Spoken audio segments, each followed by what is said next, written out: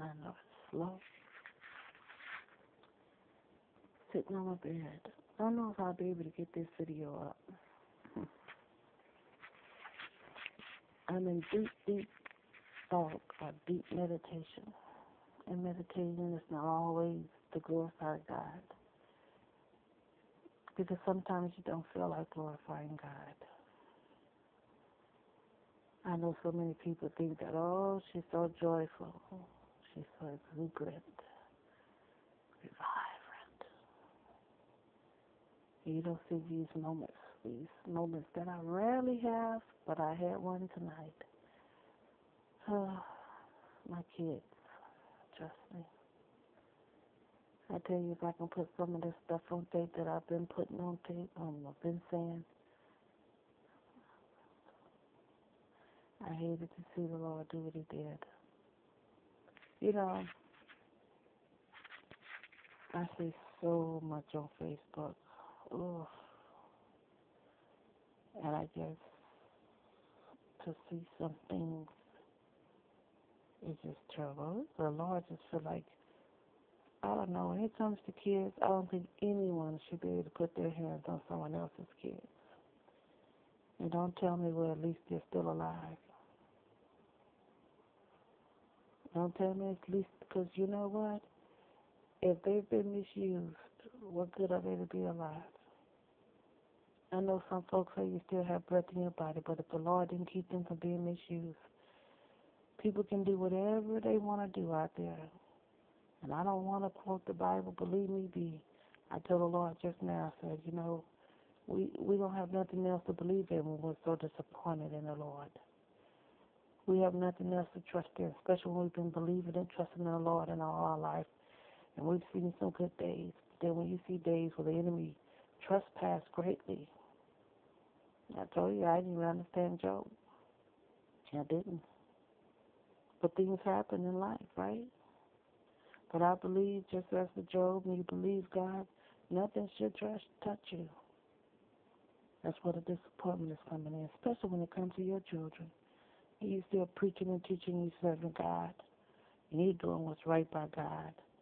I mean, with your whole heart. Don't nobody know like you know how hard you are trying to do right. Nobody can see what you do but you. And when you sit down at nighttime and you tally up everything and you say, Lord, I've done well. I'm not talking about sneaking and creeping and drinking and cursing and all this other stuff that no one else can see some church folks doing. But when you have to sit down and you want to do right and you've made it, and it's not just you making it, but your life is to where it's a habit to do right. It's a habit to do right because you wanted it. And then the Lord turns around and he allows something to touch you. Can we be for real? When the Lord allows something to touch you, I mean, I know Psalms 91 says you can only see it with your eyes. You're going to see some things, but some things should not be.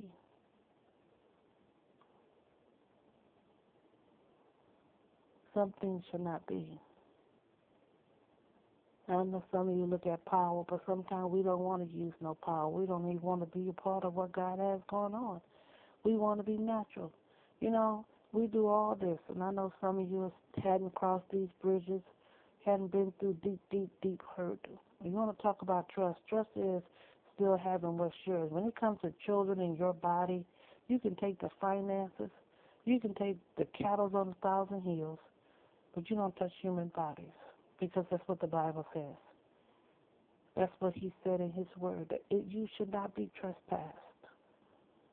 And when children are gone from the home, the Lord didn't do his part. That's what I believe. Death is something different because we all must die. And even in death, and you believe in God to keep your child when it goes. We talk faith, we talk trust, but can we talk honesty? What's really hitting in our heart? And we've gone through so much, and the Lord seems like he just punches us. And then, you know, when your mind begins to work with what's going on, and you tell yourself, well, the Lord is doing it because he's doing this. And even when the Lord is speaking, he say, look at them, I hate them. But then why are you letting them get the best of me? if you hate them and you got all this power, don't tell me you hate them. Don't tell me, look at them, this is what's going on. And yet I'm taking blows. I mean, hey, look like a weak God to me, right? That's honesty. Sometimes you feel like you want to just shake the Lord off. You want to shake him off. You get away from me and let me live. Let me live. That's what you want to say. I don't want you by me. Let me have my fun. There's so many people out there, y'all, like I told y'all a long time ago, they'd be happy to die right now because they've lived such a good life, good or bad. They've had a good life. A good life. You ready to die when you have a good life. But someone else putting our faith and our hope in the unknown. I told the Lord today, I said, Lord, what if there's another disappointment after death? What if there's no heaven? We don't know for sure all the stuff going on earth. Why we want to believe the Lord about heaven? That's the way I believe. You can't even prove to me that you're powerful here on earth. My entire 20-something years in the ministry, I've seen a whole lot of stuff happen. Yes, I know you want to look at me going around the world, but think of this. I've seen some drug dealers enjoy life, become more assured of life than a lot of Christians. We're not assured. Things just creep up on us. Things just happen. We can't even plan it because a lot of times we don't have enough. You got more worry on a vacation than anything. You call some things a vacation because it's beautiful pictures. Sometimes you're on vacation, you got to wonder how you're going to pay the motel. That ain't no vacation. Vacation is freedom. Vacation is worry-free. Life is worry-free. And yet from day to day we stress on how we're going to do this. And so many of you are going through in your body, and we continue to believe in God. So many folks have died with sickness. Believe in God. And you say trust. We don't know where they went. We teach and preach heaven. We teach and preach hell. Honestly, I tell you, come on, I want to be honest. I'm not trying to break anybody's heart. I know a lot of y'all are steadfast. You like myself, you've heard voices, but there are such things as spirits. There are people who are restless. Honestly, I sat down here and I really talked to God, yeah, but he may be real, and he has been here for years. And oh, God, I know I'm going to hurt some hearts when I say this, because we make things kings. We make them strong. When we believe in them, they feel honored, and they reign longer. And so when we deal with spirits, as a lot of you may know, even people who die wrongfully don't die. Their spirit dwells because they're not at rest. Now, if I'm saying that's what God is, that's just what I feel right now. We walk around here and we jump and we shout and we move. Yeah, there's such things as spirits. And maybe Jesus was a great spirit. And maybe we all entrapped in spirits and ghosts and paranormal activity, because we want something to hope in as humans. It's so hard sometimes out there. We want something to believe in as humans. We want something to trust in as humans. Yeah, that's what I told the Lord. I said, God, what would I trust? Sometimes you want to reach beyond God and see if there's something bigger out there, something better. And you want to say, well, this stuff will pass. Yeah, I can hold my children in my arms and say, Lord, I'm going through and this will pass. I just think two things you cannot touch as the devil. That's me and my children. And my kids have been touched. And so I can't trust God like I used to. I told the Lord, I think my vessel broke when they touched him a long time ago. That's what made me unstable when it came to the Lord, because I don't believe anyone should be able to touch me, nor my children. And yet I looked at my family, and not only it looks destroyed, but them damn kids are bad. I tell you, my oldest daughter is terrible. My 22-year-old is spoiled and selfish as hell. My 16-year-old is crazy. My 14-year-old, she's okay. That Angel's terrible too, and that Jeremiah, he just want to be a little man. That's all he does. He want to be a little man. He want to be independent. Yeah, that's Jeremiah. Angel and Tifa and Nikki and Kiana, Them heifers are bad. I tell you what, if I let you into my life, I sit up here and I thought about sitting up here talking to the Lord, and He showed me my aunt, the one that had an affair with my ex-husband, and my two girls look at her as mama. You talking about a lot of stuff surfacing now? It's surfaced to see your 25-year-old and 22-year-old look at some woman who's related to you and been sleeping with your husband for years. One night the children stayed back. So night I got into it at my grandma's house. Grandma's gone. A bunch of old folks there. Aunties and uncles. One of my cousins. Two of my cousins. Always been the spoiled one. Them Linda kids. Buck and Ace. Cherry. Even growing up, we couldn't stand Linda. Linda would get so angry over Gerald Wayne because he had so many women out there. She'd come home, want to fight the world. Nobody wanted to say nothing to her. So when Buffy came, she was a little bad one. She'd climb up and tap everything. Nobody couldn't say nothing to her. Ace was okay, but they were all spoiled. Cherry was okay, but they were all spoiled. And as we grew older, Buffy stayed with Grandma. Everybody else gone. Still a little sneak. I tell you, the day my grandma died, I sat there in front of her. I said, Grandma, you want to live? In my spirit, I felt my grandma said no. When I was sitting in my house, and many encounters from the spirit of my grandmother said that she was wounded. She had too many people who couldn't allow her or didn't allow her to do what she wanted to do. Her heart was broken because she yearned for all her grandchildren. It's like me somewhat. I sit here and I say, Lord, how is it that my children are over there? And my oldest daughter did it. And I thought about my grandmother talking to me that night. She wanted so many times to get free. She didn't know how to drive. She had people living with her that wouldn't even take her around. She said, I want to go see Paula. I wanted to go see Anita. The ones that the family wanted to reject for whatever reason. She wanted to get to them. She wanted to love on them. But we had these three in our house that started the most hell. And that's what just fell on my spirit as I laid here talking to the Lord. He showed me my aunt. And that one was so jealous. She said, you look at her kids. And the Lord showed me this. You look at Buffy and Ace and Monique. Ace is okay. But Buffy and Monique was so out of shape. And Linda was so envious. And she was. That's what the Lord just showed me as I laid here. She was so envious. Most of this stuff is being done by my aunt. She worked for Child Protective Service, St. PJ's. And I believe that they all got paid for throwing that, whatever that lady is, I believe. Kaswana is Ace's ex-girlfriend.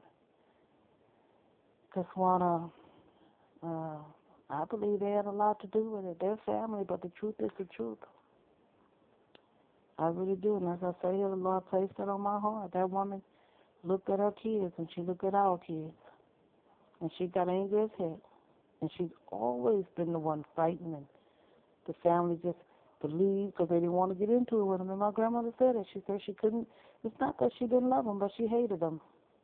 She told me she hated Reethy, she hated Linda, she hated Buffy because they took over her home. And they limited who can come in. And even today, Buffy kids are the only one. Even when Grandma was alive, Grandma didn't want that. She didn't want them to rule her house where only Buffy and Cherry's kids can only come over. Buffy's kids can come and do what they wanted. That's something Reethy and Linda did. Grandma said she didn't want to live because she was in bondage in her own home. She couldn't do what she wanted to do. Can you imagine that as I lay here on my bed? I said, can you imagine that? Not being able to have what you want, have to argue, have to fuss. And I guess that's why I'm somewhat the way I am with my children. When I think about those little ones, though, Jeremiah and Angel, especially Jeremiah, I be wanting to know their hearts. Lord, is that what he really wants?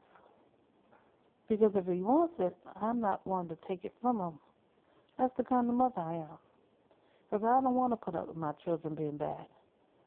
I told myself if I stood before my 25 years old, Lord, if I throw this blow, because I want to tear her up in that room. There's too much going on around me. I would hate to fight my daughter knowing that Obama's somewhere looking and laughing. I would hate to fight my daughter knowing there's a Castro and a Governor Perry on the cameras looking at me after food. That's what they like. They live for that. The government is just as weak as ever. They're terrible. Them are not even baby governor people. Those are crooks. Baby governor officials are the ones that want to get right. They struggle to see righteousness. They don't sit there and plot and plan and not worry about the destruction of the world. And so I stepped back off of the opportunity to do what I wanted to do. I wanted so badly to be a mother, but I felt restraint. I felt something hold me back from throwing that first blow and keeping on swinging. And when the police officer came in there, I said, okay. And I left them. Told Kiera, I said, come on, let's go. And I felt release in my spirit. I said, okay, why do I feel like I'm walking away from something that was tiring me out? Being a mother. I really did. Lord, I'm so tired. And the way this society is, fathers are not being fathers. But I sat back here and I blamed all that on the Lord. I said, Lord, you did that. Because if I believe you like I believe you, and I trust you like I trust you, yes, I can get motel rooms. I can go all over the world. But I can't get me a good husband to sit down with me and raise my children before they left. You mean to tell me I couldn't get no stable house that was paid off? You mean I couldn't drive a car? I had to end up fighting with government. It's not something I wanted to do, especially after a shipwreck marriage.